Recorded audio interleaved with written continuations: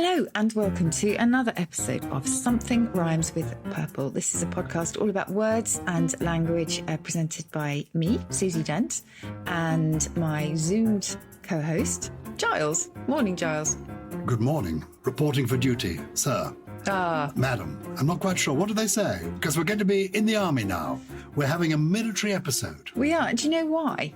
We have had so many people requesting this as a subject for our podcast, including David Turley, Brian LeBlanc, Lionel Jones, and many more. So, yes, we're going to take a closer look at the army. And I should just say it's such a huge subject, the military, in terms of its impact upon language, that we are going to concentrate on the army for this podcast, but we are going to return and certainly cover submariners, the Navy, airmen and airwomen. So we will return. Do you have military connections in your family? Well, I imagine your grandparents will have served in the war. Yes, they did. And my dad was in the RAF and he was an air traffic controller, and he served in Gibraltar, which is apparently a nightmare for landings and takeoffs. So I'm very proud of him from that point of view.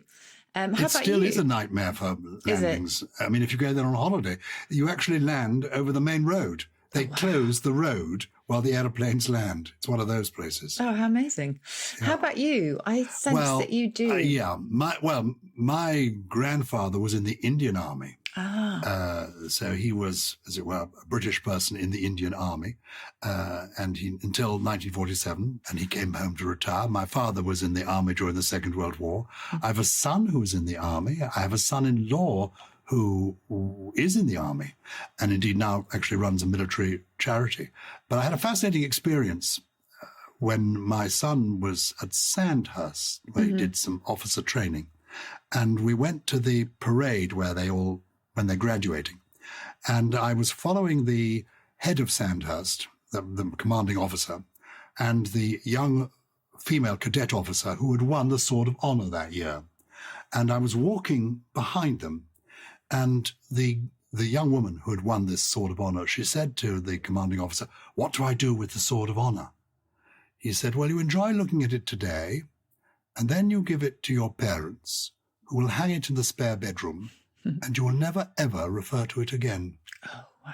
Wasn't that interesting? Yeah. It was quite a chilling moment.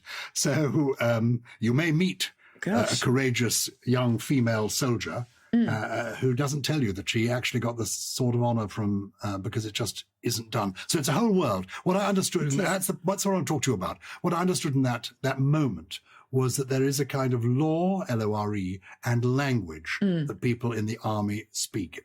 Yes, and it's nothing new either, because for centuries, the language of the military has played a really important role. You know, I've talked before about Captain Francis Grose. Oh, yes. He wrote, as you know, the Classical Dictionary of the Vulgar Tongue, but he proudly named soldiers as one of the most classical authorities for slang. And I'll give you, again, my trio today are going to be some of the things that he mentioned in his dictionaries coming from that military slang. Basically, he set the way for recording, I suppose, the slang used in the army and the other armed forces. And then during the two world wars, military slang had a profound impact on the English language. And it always seems like a real irony that at times of real destruction have such a kind of generative effect on language. You know, it actually really catapults lots and lots of words into the English language. We know quite a lot of them, whether you're shell-shocked or whether you conk out, whether you binge drink. So many of these actually come from the military and over the top. I mean, we must do at some point language of the First World War and the Second World War, because it's such a huge topic. Well, let's join the army and let's start with the ranks. Let's start at the bottom. If you join the army, you're a private. That's the lowest rank, I think, isn't it? It is the lowest rank. And it's quite interesting, this. Private, and this is no insult to all the privates out there who perform an incredibly important job, but it's actually a near synonym of the Greek idiotes, which became our idiot. And it referred not to somebody who was lacking in intelligence or was just a bit, stupid, but to someone cut off from public office. So someone who was an unofficial individual. That's what idiot meant in Greek society. And privatus in Latin had a very similar idea. It was somebody who wasn't of high office. And so was a private individual, and the sort of rank sense went into the army, meaning someone of the lowest rank who hadn't yet acquired a higher office. You've confused me with this idiotes. What has idiotes got to do with anything? Because idiot started the same way as private. It didn't have anything to do with intelligence and everything to do with your rank in society. So if you were an idiotes in Greek society, it simply meant you did not hold a public office. Ah, I see. So the lowest of the low in Greek society were the idiotes, and we've that's evolved into the common and garden idiot. Yes, not originally the lowest of the low, but yes, people who perhaps were seen as not being in the know and of any influence, and then hence, the idea of ignorance came later on. So that's a private. What have we got? We've got a lieutenant as well, haven't we? And I have to address the why is it lef when it's spelt lieu. And the idea, we think, is that someone misread the U for an F because the characters looked very similar centuries ago. And that's why we pronounce it that way, even though we didn't change the spelling. And as you know, Americans say lieutenant, don't they? They say lieutenant. And so they are closer to the etymology, which is lieu in French, place, and tenant, holding. So a lieutenant was somebody who was standing in, a placeholder for someone in higher office. Very good. What about corporal? Related to the French corps, meaning a body. So a member of the body is a member of the corporal. body, exactly. So you've got private, corporal, you've got a sergeant. Lieutenant, sergeant. Oh, yeah, sergeant. Yes, that came from Old French this time, so probably came over with the Normans, but its ultimate root is the Latin servere, meaning to serve. And its early use was of an attendant or a servant, and then it was transferred over into the military to mean a common soldier. Soldier itself is quite interesting. Oh, yeah, soldier. Give us soldier. Soldier goes back to the Romans' solidus, which was a gold coin, because it cost money to raise an army of mercenaries. And, eventually they would have been paid in gold coin. And infantry is a weird one. That's linked to infant because it comes from a Latin term. It's always Latin, meaning non-speaking, because maybe like children, soldiers never talk back. Maybe that's the idea. So again, it's the sort of lower rank, I suppose, the junior rank. If you're in the infantry, I think that's the idea there. Things like captain and major are more obvious, I suppose, the etymology there. Yes, captain is related to capital, cabbage, but that's a different story. It all goes back... I'm sorry, you can't just say it's a different story. Cabbage? It goes back to the Latin caput, meaning head. So a capital letter is the sort of the head letter, if you like. A capital city is the head city, and a captain is the head, but also a cabbage because it looks like a head. Oh, that's lovely. I love that. A major? Weird siblings. Major, yes, major, minor is the idea of greatness. Very good. General? General, actually, that's a really good one. I'm not sure I know this one. You think you go from the general to the particular, but why is a general? Yeah. Are they generally in charge? Are they? Well, I'll have to ask the OED this one. We ought to explain to newcomers to this podcast that Susie is the world's leading lexicographer, in my view, and she knows more about words than anybody else in the language. And everything she says comes from the top of her head, except when she doesn't know, or half knows when she goes and consults her complete Oxford English Dictionary, where she used to work. I think this will be to do with being a general officer, covering a variety of things. So he's the officer in charge. The whole army, I guess, isn't it? Here we go. 1548 is the first reference here. The military officer of high rank, the commander of the whole army. It says the word officially denotes an officer holding the rank next below that in the British Army of Field Marshal. Good grief. There's a really long entry here, but what you need to know is 16th century, and the idea was it was general of the army. In other words, you were in charge of everything. And I think outside members of the royal family, to be a field marshal, you actually have to have served in the field. So we don't have as many field marshals as we used to have. At the end of the Second World War, there were lots of them because they'd been out there in the field serving. But today, you only become a field marshal if you have literally served in the field. I love that. And so it should be. What I did absorb in my little brief time of visiting people who were being trained for the army was they seem to talk a lot of slang. And, they do. They don't call each other, or they may publicly say private and sergeant and lieutenant, but they seem to have funny nicknames for different roles. Yes. They do. Shall I give you some of them? Please. I love them. So the club swinger is the PE trainer. It's the physical trainer. The fang farrier. What's that? What do you think that would be? The dentist. Yes, very good. The fang farrier. The I fang love it. farrier. The sky pilot. The psychiatrist. No, like that one. It's the chaplain. Oh, bless. Yes. The sky pilot. Who is it? Takes you round the heavens. The padre. Oh, I love it. The chaplain, the padre. Yes. Yeah, it's nice, that one. People of my father's generation, my father was in the army during the war, whenever he saw a clergyman, he always said, good morning, padre. Even if it was somebody who never served in the armed forces. He would meet the Archbishop of Canterbury and say, good morning, padre. I like that. And padre, of course, comes from the French or the Latin padre, meaning father. Father, exactly. Modplod is a nickname for an officer in the Ministry of Defence Police. Oh. A grunt is an infantryman. Is that because what they do is as they march around, they grunt? Yes, they grunt. Exactly. To the left, march. I should just say that inevitably in certain regiments, etc., I'm sure they have different slang terms to these, but these are the ones that I picked up when I was writing my book about tribal language. So apologies if I've missed out the ones that any member of the forces listening to us has used. A sneaky beaky is a member of the special forces. Oh. Scab lifter. You can probably guess what this one is. Some kind of a doctor? Yeah, medic. A scab lifter, how revolting. A fobbit. I like this one. No idea. Fobbit. A fobbit is a service member who never crosses the perimeter of the forward operating base, or the FOB. Oh, the forward operating base. They're like a hobbit. They never go up. They never leave. They never leave the camp. I like that one. But does that mean they never see action? Yes. They're sort of safely in the compound. Yes. While other people are being sent off to risk life and limb. Exactly. What about a fetch? A fetch? F-E-T-C-H? No idea. Dog handler. Oh, I love it. Fetch. That's quite cute. A full screw is a full corporal. A terp is an interpreter. Forgive me for interrupting. A full screw is a... full corporal in the army. So a screw would be a lance corporal. A screw, I think you're absolutely right, would be a lance corporal. You see, why is a lance corporal? What's a lance got to do with it? This shows you how old these terms are. Yeah. A lance corporal must go back to the times I think when they were skilled with lances. Lances. Yeah, absolutely. And I think you had to perform certain things in order, again, to be a lance corporal. Lance corporal is first recorded in Francis Gross's dictionary that I mentioned, and it meant, broken lance.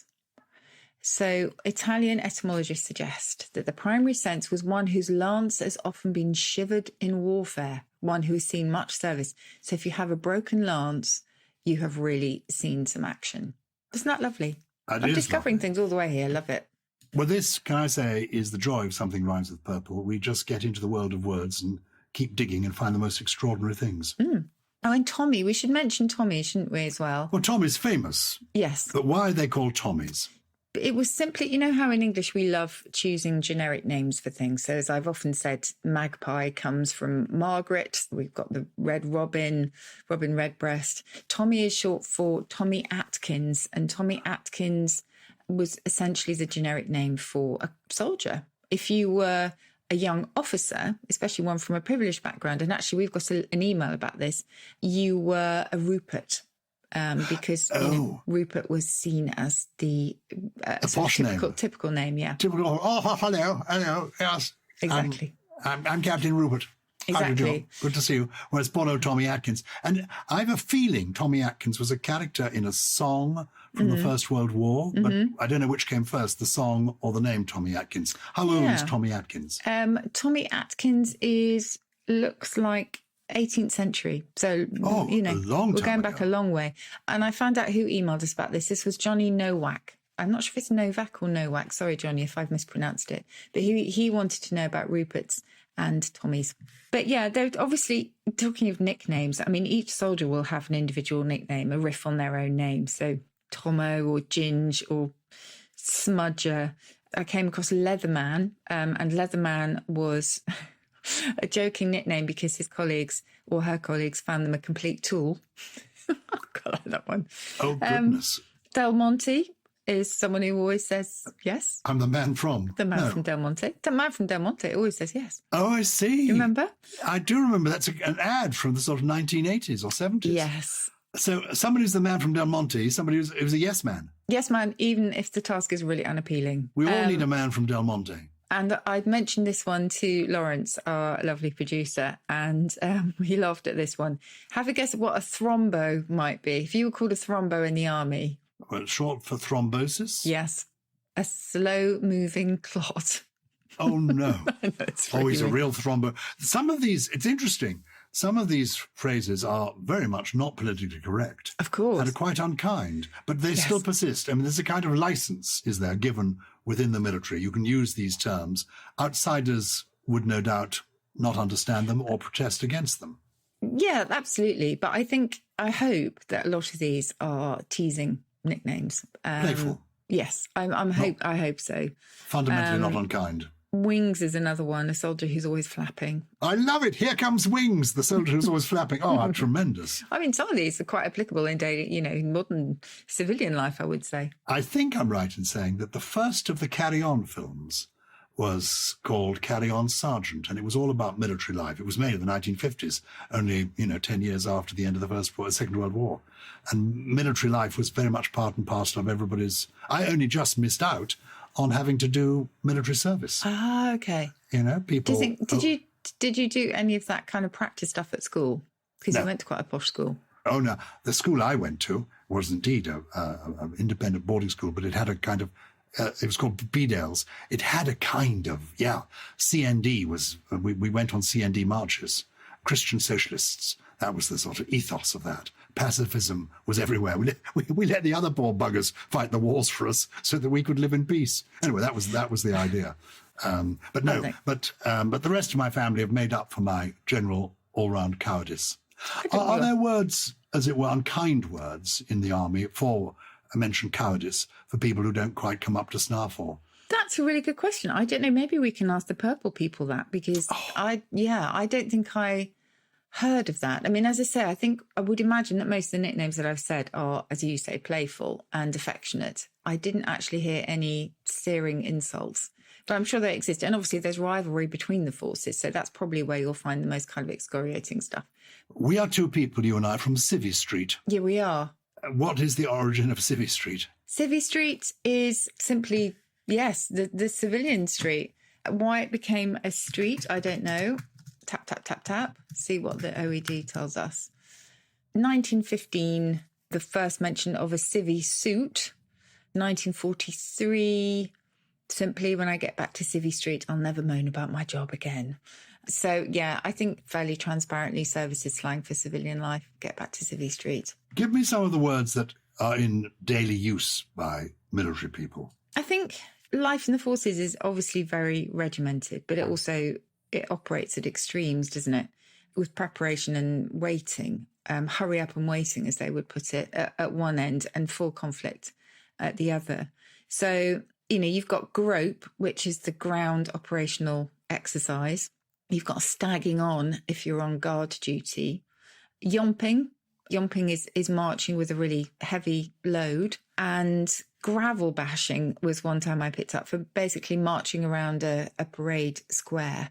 Chin strapped is a nice one as well. Chin strapped is when you're utterly exhausted and possibly holding on by the chin strap of your helmet. Any idea what a desert lily would be? I hate to think. Tell me. It's a urinal made from a tin can, basically. Oh my God! Desert lily. Yes. What are you doing? You're watering the desert lily. Watering the desert lily, exactly. Bakshi. Bakshi means free, doesn't it? I got that bakshi. It didn't cost me anything. Yes, but actually in the army, it can be kit or equipment that's kind of off the record, and so traded away from the quartermaster's official storeroom. And it's an alteration of bakshish, money. Yes, from North Africa. Yes. The term picked up probably during the Second World War. Yes. When people were stationed in North Africa. Yes, exactly. But it can also be a small sum of money given as a tip or a bribe. But yes, bakshi is now used pretty much for free of charge, but that's slightly different meaning in the army. A scratcher is a place to sleep while you're out in the field, possibly in a maggot, which was a term for a sleeping bag. Oh. Also a doss bag. Doss is a nice one, actually. If you're kind of a dosser or dossing out, you're looking back to Latin as well, because it comes from the dorsum in Latin, meaning a back. So you're lying on your back. Let's take a quick break. And then I want to hear about some of these military terms that have not been kept in the world of the army, but have come out into our world. have joined us in Civvy Street. Good. We're in the army now. This is Gyles, Brandreth and Susie Dent. We're talking words, the origin of words. That's what this podcast, Something Rhymes with Purple, is all about. And this is our military episode. They eat, they drink, they must do. An army marches on its stomach.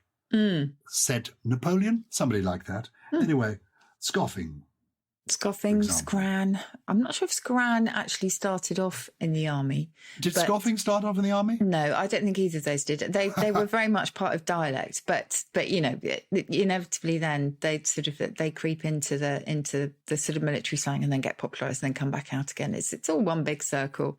But mess is quite a nice one because the word mess is used for the groups within an army unit or ship's company as well who eat together.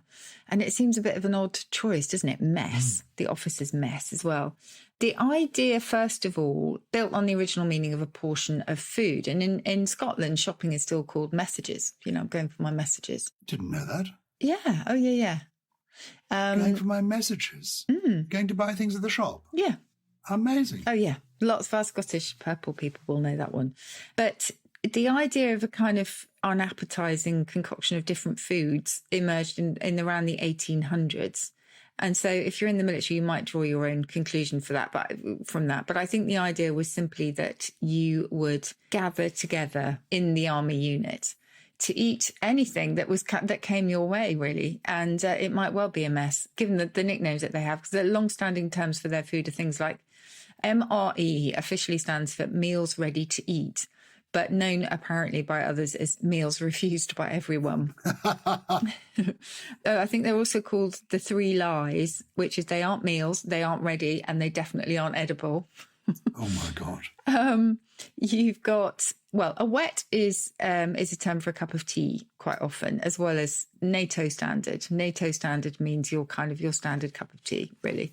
One of my favourite discoveries from an old dialect dictionary was the word cackle fart. And cackle fart. A cackle fart was an old slang term for an egg. Oh, that's funny. Yes. I can see it now. I can see the origin of that, a cackle fart. But in the army, they call them cackleberries, which is also pretty brilliant. A slop jockey is the chef. Your canteen medals are your food stains on uniform. Oh, I like it. My canteen medals. Canteen medals. You've got battery acid for coffee. You've got army strawberries for prunes. I mean, honestly, anything that they can play around with, they will. And I love it because it's just got so much colour. So, you know, what you're eating will never just be called by its plain, straight name. It will always have something. They'll always riff on it in some rude way. And you'll find that throughout the different forces as well. You'll find different terms within. That's the nature of slang, isn't it? It's a language for almost a closed society. Yeah. What about words that have slipped out from the military into Civvy Street, words that we all use? Well, I was thinking about yomping, actually, because we used to talk about yomping to school. We mentioned yomp earlier, but the most famous yomp, because we don't actually know where the term comes from, was in Falklands. And then it really came into prominence during 1982, and it was used by the Royal Marines then. It may have something to do with yump, which is apparently terminology of rally driving, which is to leave the ground while taking a crest at great speed. But that's just, that hasn't been confirmed. But I think that's more or less slipped into the mainstream. And there are lots of others from further back. So if you think about going doolally, have we talked about that on the podcast before? I don't remember. Going doolally. In fact, your grandfather would have known this one probably, because it looks back to a military sanatorium called a Deolali in India. And it was here that soldiers would await their ship home. And I think ships only came between the months of May and November to avoid the wet season. Soldiers just would literally just wait there and wait and wait and wait. Quite often they had venereal disease as well. I'm sure this didn't apply to your grandfather. But they weren't very well. They went a bit stir crazy, and they were said to go Deolali tap. And tap was the Urdu for a fever. So they had camp fever, in other words. And so Deolali eventually became doolally in army slang and then slipped into the mainstream. Gosh. Yeah. That is fascinating. It is, isn't it? Just one word like that, doolally, which we still use all the time. We do. I must say, one of the interesting things about military life is that I think people now talk about the what we all recognize as post-traumatic stress disorder. Of It course. obviously has existed for hundreds of years. Yeah. But in the olden days, people didn't know about it, or it was not recognized. No. I mentioned my son-in-law who's in the army. If anyone's interested in PTSD in action, my son-in-law's called Mark Evans, and he wrote a book, an account of his time in Afghanistan called Code Black, and the effect of PTSD on officers actually fighting in Afghanistan. It's a rattling good read. Anyway, it's called Code Black. It's just, I mean, I can't even begin to imagine how that will stay with you. And basically, we need to appreciate it more, don't we? Good for him for writing about it. And other terms that came from the military originally into daily life, the alarm, the alarm of your alarm clock began as allarme in Italian, which was a military call to soldiers to prepare for attack. Alarme, as in the French. Alarme, yeah. I think to prepare for attack is quite a good metaphor for the kind of body's reaction to that horrible sound that you hear in the morning, the buzz from the bedside table or the... So the alarm clock, it's really a call to action, a military call to action. And alert comes from the Italian all'arte, to the watchtower. This is why I love this program. Doulali, alert, alarm. Go on, any more? Foo Fighters. Foo Fighter, tell me. What's a Foo Fighter? A Foo Fighter is a UFO, and it goes back to a sighting in 1944 from a night fighter squadron mission in the US. And essentially, the radar operator saw a fireball that seemed to closely follow an Allied aircraft, and he was trying to describe this thing. And in his pocket, he had a comic. It was a cartoon strip called Smokey Stover. And there was a firefighting hero in this who would always go around with this catchphrase, where there's foo, there's fire. And the cartoon strip illustrator had apparently seen the word foo on the bottom of a jade figurine in San Francisco's Chinatown. So he just played around with foo all the time. And Foo Fighter then became a sort of placeholder for various things. Anyway, when this radar operator apparently wanted to describe this UFO, he pulled the comic out of his pocket and said it was one of them fucking Foo Fighters. And then it just stuck in the public imagination. Not yours, obviously, Gyles. But then have you heard of the hugely successful rock band, the Foo Fighters? No, I'm not in touch with contemporary things at all. We'll move on from that one. Looking back to ancient military times, oh my goodness. That's more my scene. So many from that. So an ovation was a ceremony that was the entering of Rome by a general who'd won a victory, but a victory not as important as a triumph. So a triumph and an ovation were the two kinds of Roman victories. A triumph was a victory over an enemy of the state, and big chariots which would carry the victorious commander into the stadium, I guess. And an ovation was a slightly less elaborate honour. So there was no chariot involved, but the person could walk or ride a horse. How intriguing! Is that the origin of the word triumph as well as the word ovation? Yes, absolutely. Goodness. What about a Pyrrhic victory? That dates from the same sort of period, doesn't it? Yes, Pyrrhic victory as well. Do you know the story of Pyrrhus? Not really. It was to do with a big battle, basically, in which there was a victory, but at such expense, at such loss of life, that it really wasn't one at all. So it was actually one to be avoided at all costs, even though it was classed as a win. Parting shot is another one. So the Parthians have a role in this one. So we talk about a parting shot. It might be some kind of fantastically witty remarks that you deliver as you're walking off. But Parthia was an ancient kingdom in what is now Iran. And the Parthians were well known for their tactics in battle, whereby they would pretend to be riding away and actually would then look back and fire an arrow, thereby surprising the enemy. So it was originally a Parthian shot, not a parting shot. Well, look, I think we've had our parting shot. That's fascinating. We'll come back to military and we'll come back to Navy, Air Force, etc. in a few weeks' time. Yes. But we've got to get in some listeners' questions. We've got so many listeners' questions. Could we devote next week to them? I think we should. Yes, please. We have. Let's just do one quickie Okay. now. I feel like we haven't even started on the army. I feel like we've probably missed so much out. Well, we have. We can come back to these things. This is an ongoing conversation, Susie, and people can contribute to it. If you are in the military, particularly if you are in America and you've won a Purple Heart, you can tell us now, why is it called a Purple Heart? We are purple at somethingelse.com. Purple at somethingelse.com. somethingelse.com. No G in the something. Let's just do one question this week. Okay. Somebody inquired on Twitter. We're both on Twitter. You can communicate with us there. What is the origin of Pratt? I felt it was a bit personal. They simply sent me a tweet saying, Gyles, what is the origin of Pratt? Susie's bound to know. Charming. I do know. Origin is unknown, in fact, but the very first meaning of Pratt was a single buttock. So it then encompassed both buttocks, and a pratfall, a comedy pratfall, is a fall on your buttocks. But it's basically the same as calling someone an arse. Well, that's riveting. Thank you. So now you know, friend on Twitter, that's the origin of Pratt. It's a single buttock. Yes. And we only had time for a single question. That's because next week we're going to devote the whole of Something Rhymes with Purple to a range of queries from you. A trio of words from you, Susie Dent, now. Okay. That you love and feel would like to share. Right. Okay. Well, I mentioned Francis Gross, his Dictionary of the Vulgar Tongue, and his celebration of military slang. So I'm going to give you three of the ones that he mentioned in his dictionary. One of them slightly rude. So if any kids are listening, they may want to block their ears or pay massive attention, depending on their parents' point of view. Betwaddled. Betwaddled means confused or bewildered. We may have had that one before, but it's so useful in daily life. I am feeling completely betwaddled. If we've had it before, it's because you were betwaddled. Yes, always. Totally betwaddled. I love it. Talking of buttocks and prats, if you have particularly large ones, I mean, we've had a word before for particularly beautiful ones, which is callipygian.